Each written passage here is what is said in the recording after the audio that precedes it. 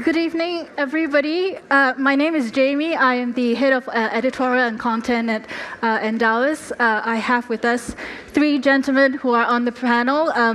Rachel was supposed to be with us this late afternoon, but she sends her apologies. She's not well here. So our panel has the dubious honor of being between you and cocktails and happy hour right now, so the responsibility upon us is quite important. So we've told ourselves that we will be the crowd warmer to the happy hour session. With this panel is quite aligned on what we're supposed to do, but we are here to talk about a very serious topic. So we will banter a little bit, but let me just first start out by talking about Finlit. As we know, this is a WealthTech conference, and thank you so much for being all of you here at the Endowus WealthTech conference, the first of what I think our bosses want to be an annual event. But we're here because we think that the WealthTech obviously has a lot of potential, and Finlit is obviously this way that we can marry what technology can bring us with what is out there as information. The difficulty, of course, is how do we ensure that the right information is being put out there? How do we ensure that technology is really a good enabler for the right kind of advice, the right kind of information that should empower everyday investors to doing the right thing with their money? So I'm very, very pleased to have three esteemed gentlemen here with us. Before we start, of course, we're going to have a round of introductions. Maybe we'll start with Gerald. Hi, everyone. My name is Gerald. I'm the founder of Beansprout. We are a MAS licensed financial advisor that was just set up this year. And what we really want to do is to be able to provide expert insights to retail investors. So effectively, this expert insights, we want it to be something that is simple, something that is actionable, so that retail investors can make better investment decisions. Prior to starting Beansprout, I was an equity research analyst with Credit Suisse for more than 10 years. So whether it's serving retail investors or institutional investors, being able to provide investment insights is something that constantly excites me. So very pleased to be on this panel today, and thanks so much, Endowus, for inviting. And Remy? Yeah, hi everyone, my name is Remy. I run like a personal finance blog thing. It's called Woke Salaryman, so don't laugh. Yeah, so we kind of try to use like illustrations and comics to try to explain simple concepts to people: saving, investing, budgeting. But we recently expanded to talk about more global issues. Why is there inequality? How come some people are paid more than others? Why do governments tax people more? No, why do governments have difficulty taxing the rich? Other stuff like that. So a whole broad range of issues. So please check it out if you enjoy our little chat that we will have. Hi, my name is Lou. I must first apologize that I am probably not going to be very... I wear a jacket, but this is... I'm probably going to use a lot of Singlish because I'm the only non-professional finance person here. Okay, and I run a movement called 1M65, which helps to educate people to become millionaires by 65 years old. I have an ambitious goal of turning 1 million people into millionaires. So it's 1 million times 1 million, I think it's 1 billion, something like that. So I have this kind of ambitious goal, which I cannot measure. So I don't know when I'll hit a success, but I think we have quite some early successes. The 1M65 movement is a CPF first strategy, which is a very rare strategy, and we'll talk about that later. And from there, we will grow quite a lot of very exciting strategy. I talk quite a lot on YouTube nowadays, so you can visit my YouTube channel if you are keen. Okay, with that, thanks for inviting us. Thank you so much. And we actually didn't expect that Lou is actually a firm endorser and advocate of Endowus, to the point that he wore the T-shirt like all the staff here. So he's not staff, just don't ask him for directions or anything like that. But our very valued and advocate, and we're so happy to have all of you here. And client. And client. Yes. It's quite important. I think your CX advisor would be like, and client, that's very important. But we want to start with quite a bit serious topic, which is about the rising cost of living. I think it's on everybody's minds. It's on the headlines today. How should sort of personal finance be be catering or tailoring towards this? What are some of the trends that people should be looking at, should be thinking about very carefully to get the good advice and do the best thing possible for their money? Lou, would you like to start? Okay, thank you.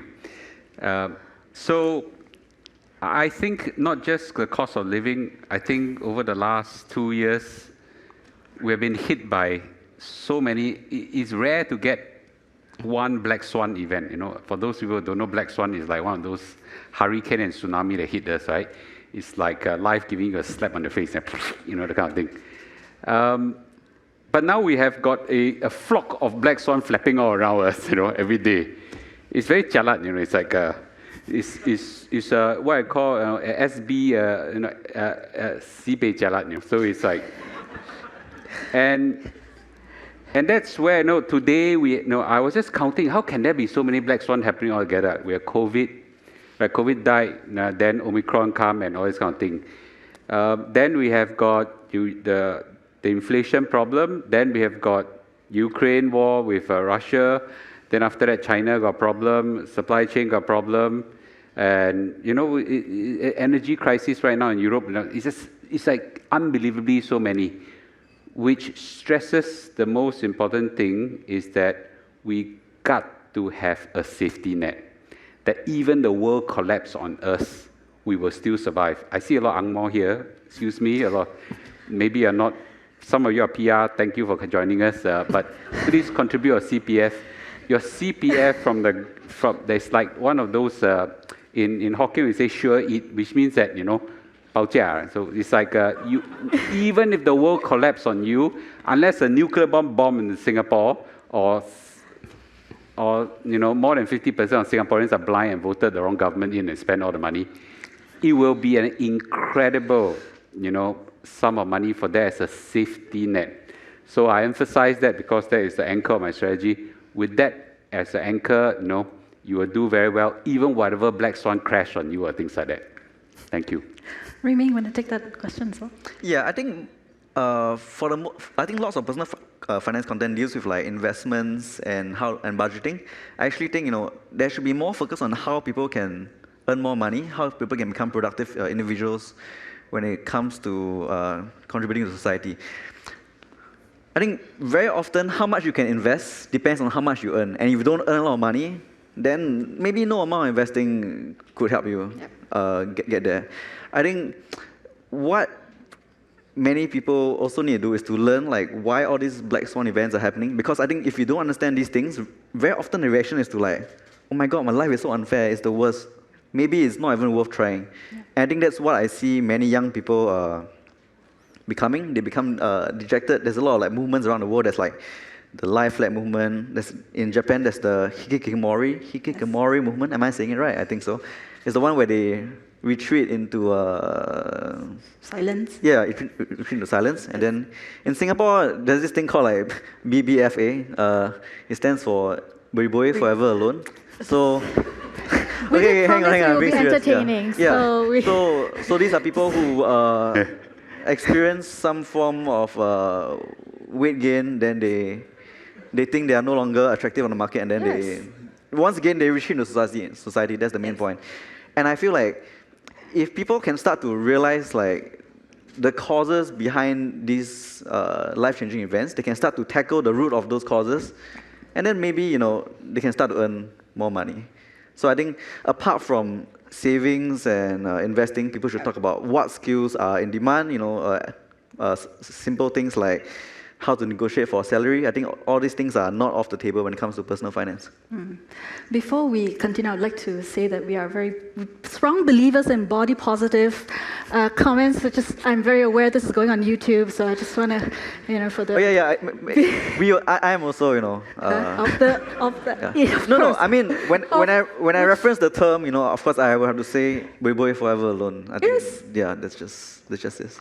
Yeah, over cocktails we can discuss more of the Hardware Zone forum abbreviations. It's where I always call Hardware Zone forum, the place where civility goes to die. So, over a couple of cocktails, I suppose we can discuss it a little bit more.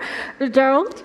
Okay, so if you have built out your safety net already, if you are building up your skill sets and am able to earn a higher amount of salary, then I think the next important thing to do is for the amount that you actually want to be investing, how do you make proper investment decisions? And this is not something that you just think about when the markets are not doing well, when the markets are volatile, but it's something that even when the markets are going up, how do you not be too greedy about it and would actually be thinking about whether the company has strong fundamentals before you invest in it. So I think the way to build the kind of resilience towards investing is really to make sure that you are making proper investment decisions. So only with that, you'll be able to understand why you continue to invest in a certain way. You have conviction around the stocks that you're holding on to. You know that your portfolio is diversified.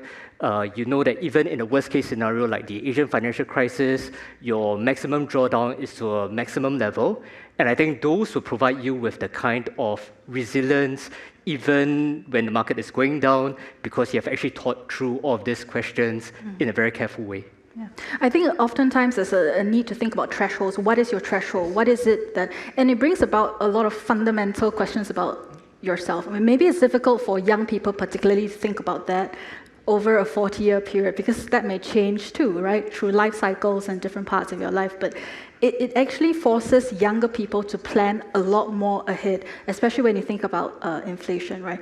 Of course, Lou and I, of the different vintage, obviously the younger vintage you, but for myself, I graduated during the global financial crisis, and it was a very difficult time. You don't look that. Thank you. I was waiting for that one. I thought she said ugly girl. Yeah. Okay. My wife is there. Don't be mad. Hello, Mrs. Liu. But yes, we went through a lot of crises, and my friends and I commonly talk about that, and it often forces us almost to look for hacks all the time. A credit card hack, a savings hack, and you try and hack your way out of a certain uncertainty. But beyond that, of course, it brings that importance of planning and thinking through. What does money mean to you? We have an advocacy campaign that talked about that particularly as well. But it just forces us to think about our relationship with money, which I find quite interesting. How about thinking about the internet? The vast information that is out there, right? You have a very personal relationship with money, and then there's so much information. And you're trying to marry all of that together. So for you guys who are obviously very vibrant content creators, when you think about the amount of misinformation that may be out there, but also the fact that it has to be so personal to the individual, how do you think about the kind of content that you create for good Finlit? Maybe Gerald can state. Okay, so I think first and foremost, we need to acknowledge that there's a lot of information out there. The challenge that most of our users face today is not that they do not have information, but how do I actually distill down to information that is important for my investment decision? So I think what we have found out is that they want the analysis to be something that is concise because a lot of people don't have time. They have their work that they are focusing on to be able to build their spending power. They want it to be something that is actionable because it is not just reading something and not doing anything about it. So I think it is the ability to combine something that is simple, concise, and actionable that is what we need to be doing to be able to engage people in financial literacy. Because what they face is actually not a lack of information, but information that is actually relevant and actionable for them. Yes, sir. Yeah, I think it's I think the most effective personal finance content, in my opinion, also kind of inculcates like a philosophy of long-term investing. So it provides like a set of values that people can, to be in a very cliche term, like hold true, like hold close to their hearts. And then using this set of values, you can then analyze like whatever is on the market at the moment and see whether or not do those align with what actually long-term investing is. So I think that's what we try to create on our blog. Long-term investing values. But is it hard? I mean, Endows believes in long-term investing. This is the part where I point this out on strategic passive asset allocation. But it's also hard to capture people's attention when you talk about long-term versus short-term puns. Yeah, I mean, of course, if you look at last year in 2021, I think we were kind of like writing about, if you invest in the S&P long term, you can get 7% returns. I think lots of people were just coming out like laughing at you. You're not going to make it. Have fun staying poor. I mean, so yeah, I mean, serious. They say stuff like that. I mean, you guys probably know this. So, of course, it is difficult, but I do believe like history is a good teacher, and people from last year who said have fun staying poor, probably they would have changed their mind this year because of certain events that have certain events, yes. have occurred. Lou, what do you think? I mean, we're not even talking about fake news. We're talking about even mainstream news. Right now, I just use the recent dip. Ever since the Federal Reserve when tekan the interest rate, the inflation chalat with high interest rate, just whack the interest rate really high. Then after the whole stock market, have a big tank and things like that. Then, a lot of people, one group of people will say, this is the end of the world. S&P is going to crash to $2,500 points, this, that, everything is going to die. Then there's another group of people who say, no, it's going to go up, go up. Every day I hear this and that coming out. That's just mainstream news. These are the gurus. Gurus got, people say this, got people say that. Then on top of that, there is fake news that come out. When you all mix all together, it's really very difficult to tell for an ordinary people, right? I have a different stance or a different approach to this. Maybe we don't need to read too much of this content, okay? You look at I don't know there's no Ang Mo here, maybe you don't eat Hokkien Mee, but the most famous Hokkien Mee in Singapore, to my opinion, Hokkien Mee is a wonderful dish. Please go and try, okay? It's at Old Airport Road, Nam Sing. Have you ever tried? Who has tried before? yes. Never. Oh, a few. Chala, you must go and try. Unfortunately, uncle doesn't allow me to invest in a company. But there's this store where it's always crowded. It's always crowded. I'll give you another one. In Newton Circle, the oyster omelette, Olua. Freaking long queue. Whole night, long queue. I don't think the uncle of both store, whose business is like cash is like coming in, I don't know like how much. I don't even care whether S&P 500 go up. I don't really, read our content whatsoever, because his business is resilient to all these things, right? Maybe what we need to educate people is invest in a strategy that survives all these up, down, these black swan flying around, crashing their windscreen and things like that. So that's why boring way like S&P buy CPF first, S&P 500, buy.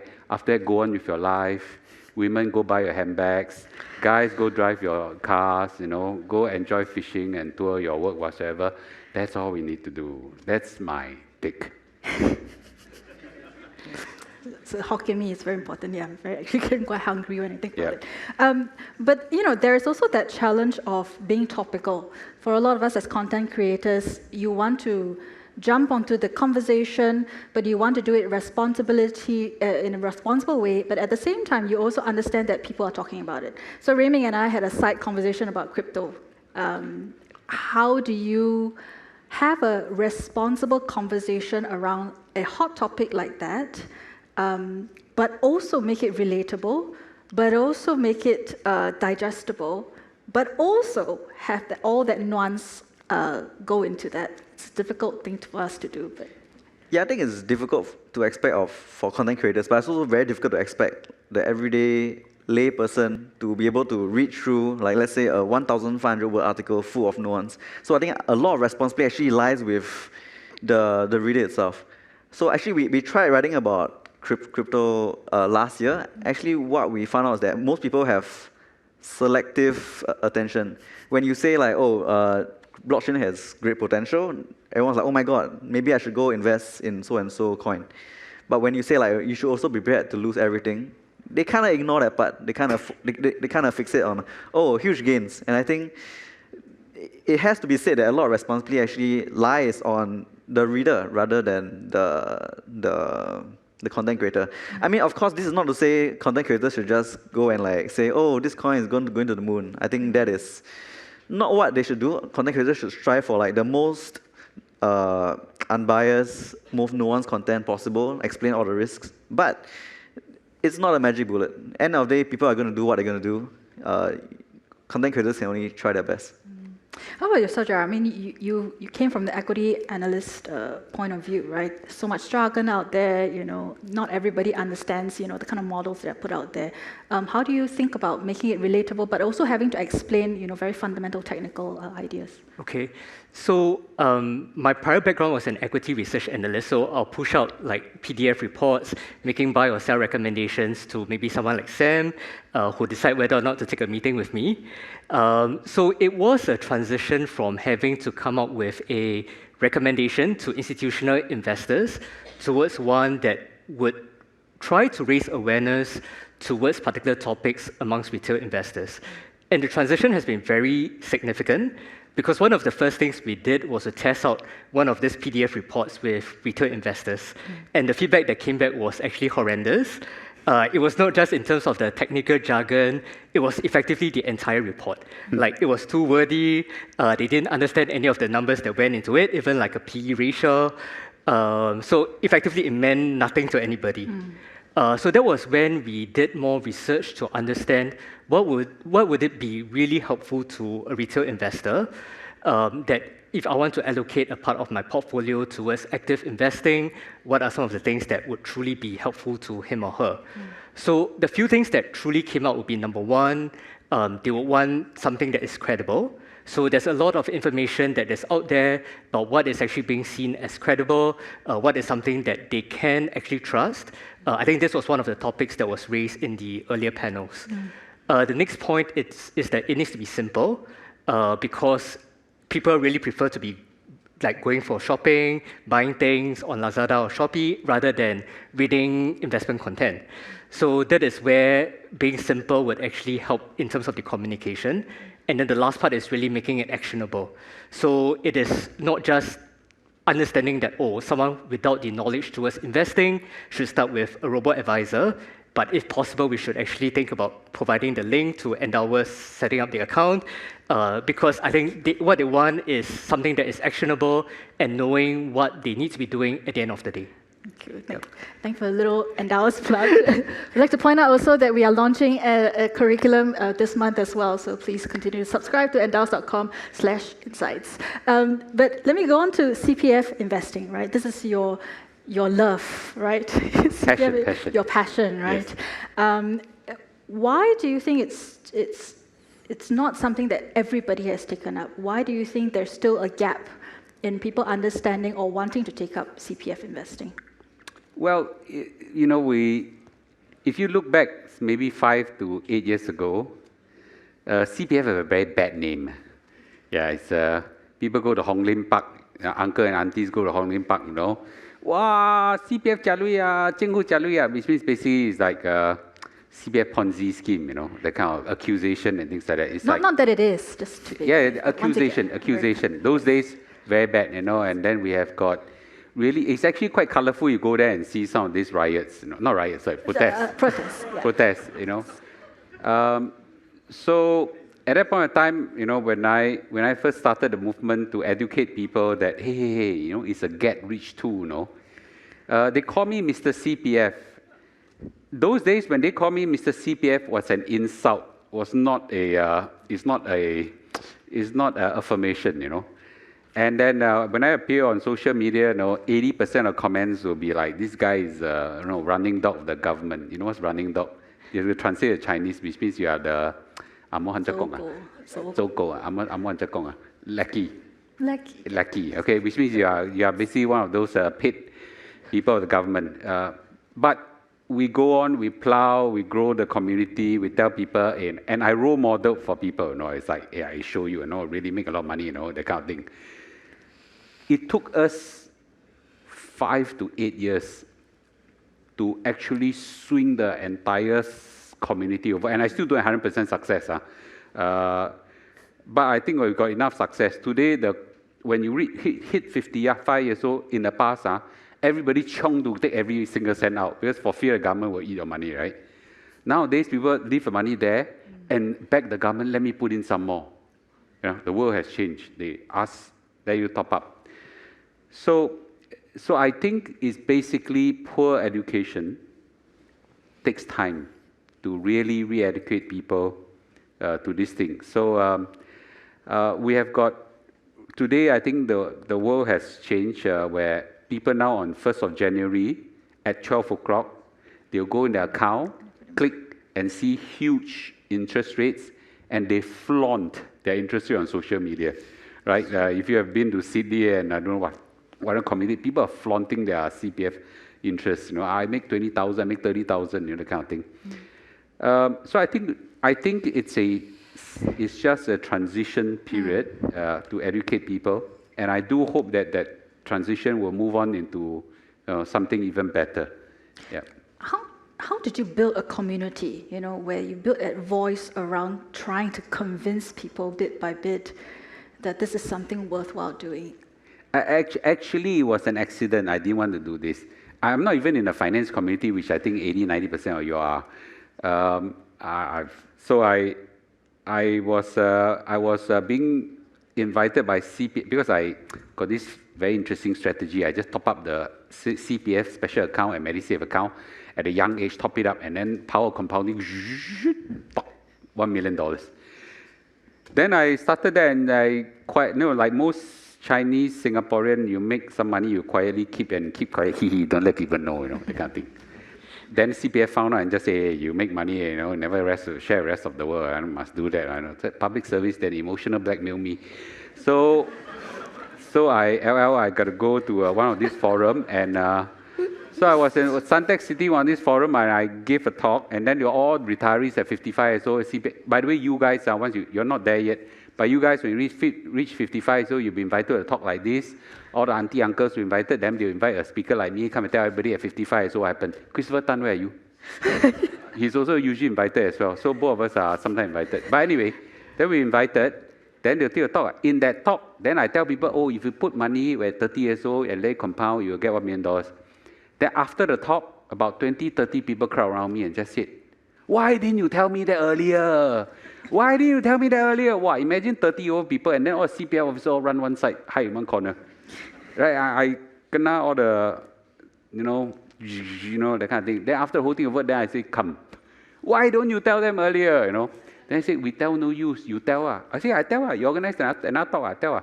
So for one talk, two talk, I don't know how I got dragged. Now it's the 200 over talk already I've given. Then at one point in time, I realized talk, no more voice already. I'm 50 years old already. So I started writing at one point in time. So I used to be a regular contributor at Dollar & Cents. And I started writing. And then later I started a YouTube talk. I don't know how I ended up that way. And so basically, the whole movement started. I now have a Telegram channel, which I don't go and manage. It has got, I don't know, 28,000 people there. I don't know how it started. So the movement just started, and I think it's a great movement, right? By accident. I didn't organize it, okay? By accident, the whole of Singapore got educated. Today, I'm so glad that the number of top-ups, the number of Singaporeans getting richer and richer at retirement is just a lot more. Fantastic, okay? I think it's just a movement by accident. I think we should give Mr. Liu a round of applause, right? Because he did this out of goodwill and not doing this. Thank you so much for paving the way so that Endows can talk about CPF investing as well. We'll talk about Endows. We are the only digital platform that provides CPF, cash, and SRS. So, yes. We are running a little bit out of time. There is a question out there, but I think I'll summarize it all together, right? For the two of you, how do you, for a young investor who's just starting out, how do you start that conversation with them? And then there's also a question about, are there better yields than SSB? The answer is yes.